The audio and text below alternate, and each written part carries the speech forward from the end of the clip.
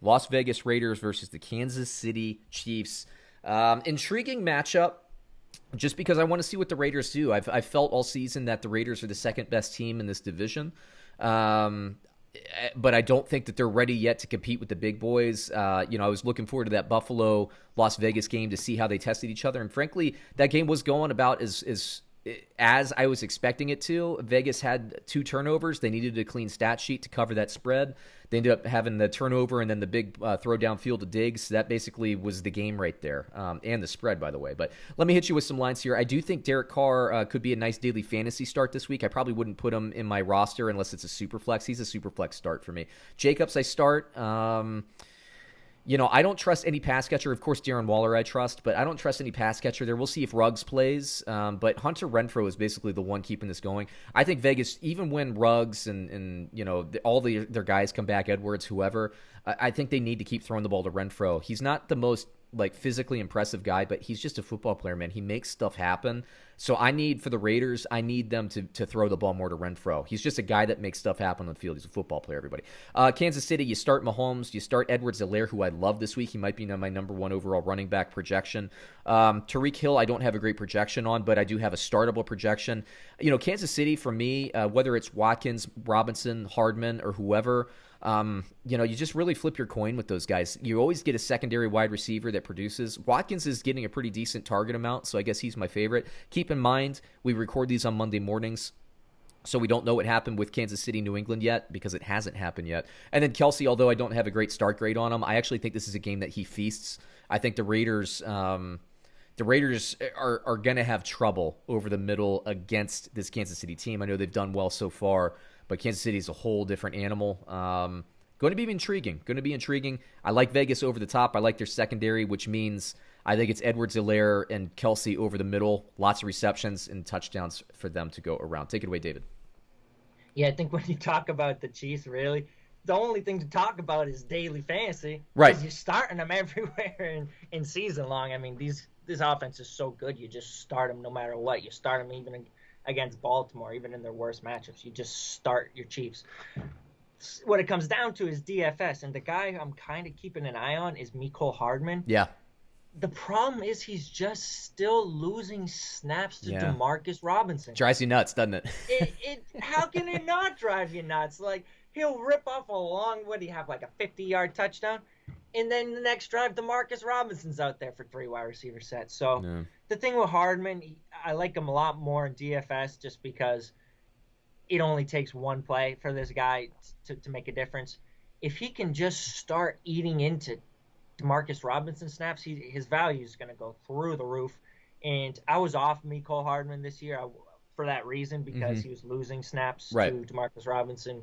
Watkins was still there, and Hardman was going in like the 8th, 9th round in drafts. Way too rich for a wide receiver handcuff. It was interesting, right? Because the fantasy football groupthink, the hive mind, basically said Mecole Hardman was going to overtake Sammy Watkins as the second receiver in Kansas City. That's what ended up happening, and it was one of those things that's just like, why does everybody think that? And as I write the book and everything, I start getting questions like, well, why don't you have Mecole Hardman higher? It's like, well, it's because they still got 5 different receivers that are all good that they throw to.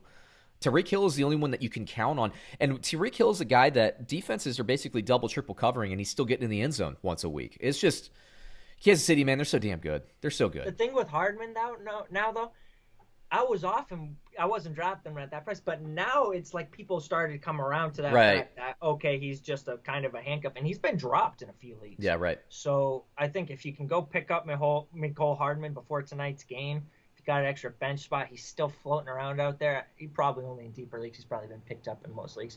But see what he does tonight, because if he does something tonight against the Patriots, I mean, he's going to be one of, if not the hottest wide receiver claim next week. So go ahead and stash him, see what he does. If not, you can just release him. Other side.